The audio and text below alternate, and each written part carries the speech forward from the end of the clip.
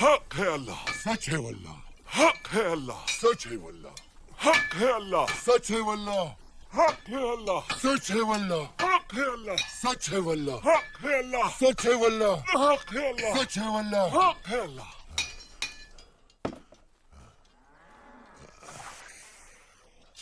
जमीर भाई, जिक्र अल्लाह का हो तो लोहा भी मोम बन जाता है। ठीक कहा तुमने।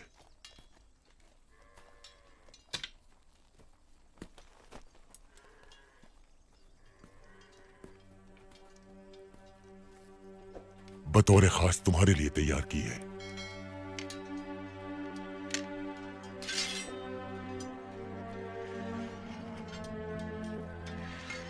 क्या बात है, कहर बनकर टूटेगी ये दुश्मनों पर। ये तुम जैसे बहादुर के हाथ में मजलूमों का दिफा करेगी। सदा फतह मंद रहो इंशाअल्लाह। जुल्फिकार से बेहतर कोई तेग नहीं, न अली से ज्यादा बहादुर है कोई इस जमीन पर। उनकी बहादुरी का यकीनन कोई मुकाबला नहीं।